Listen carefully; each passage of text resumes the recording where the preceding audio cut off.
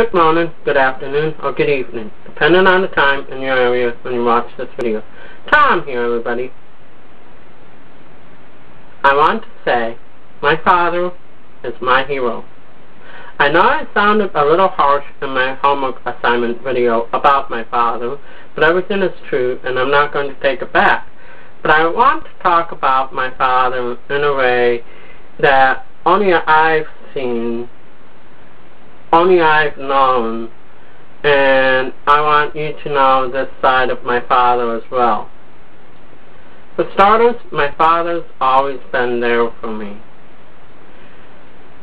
I have wonderful childhood memories of when my father would come home from work. I would climb into his lap, we would read the funnies together, and I have wonderful childhood memories of Sunday mornings where I'd climb into bed with Mom and Dad, and we would read the colored section of the Sunday paper of the funnies, which was my favorite because the colored section was always a little more special to me. And wouldn't it be cool if Tommy the Mischief Maker became a comic strip professionally? Yeah, a guy can dream, can he?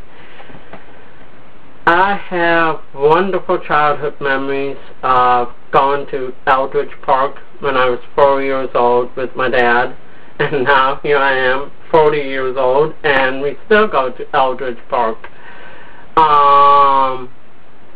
I have wonderful childhood memories of going to the movies with my dad. I have wonderful childhood memories of watching videos and DVDs with my dad. I also have wonderful memories of talking with my dad in car rides, getting to know him, seeing where he grew up, and also hearing ideas that he had as a youngster. Did you know one time my dad created a comic book superhero? No, not professionally. My dad doesn't read comic books. Well, not like I do on a regular basis. So I know that, although this will sound like Mr. Fantastic or Plastic Man, I know coming from my dad, it was an original idea. His idea was about a superhero who could stretch and become different things. And I asked him if I could use it. He said yes. And so I'm going to create a superhero just with those powers for Tommy the Mischief Maker sometime, because I'd like to see my dad's creation come to life somehow, some way. And my dad has always been there for me. Sure, he's a little strict sometimes, but he's always been fair. And I might be a little afraid of him sometimes, but only because of when he yells at me. And I mean, my father has never hit me once, neither has my mom. That's one of their beliefs, which was when they got married, no matter how upset or angry they got at us kids, they would never hit us, and they never have. My father has always been there for me when I'm sick. A little while ago I got sick. I came down with a bug, I don't know what, but I had gotten sick. I wasn't feeling good all day. I was worn out. I didn't feel like talking, didn't feel like eating. I didn't eat anything all day. I didn't drink anything but orange soda pop because that was the only thing that tasted good. And I had chills, so my dad bought in an extra blanket for me to get warm. And I had a fever.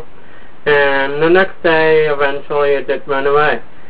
And so my father has always taken care of me. And my father does see to my needs and wants. Maybe not as soon as I need them or want them, but I know sooner or later he will get to them. And he's always taken me to places such as Heroes Your Mom throughout Comic Book Shop and other places. And so I love my father more than words can describe. And he's always said, no sympathy, or as his own belief, don't expect any sympathy from me. But then again, maybe that's a good thing, because that's just how I've known my father to be. Maybe it's a good thing not to have sympathy. And in his own way, I think he was teaching me not to feel sorry for myself as well. And so my father's always been there for me. My father will always be there for me.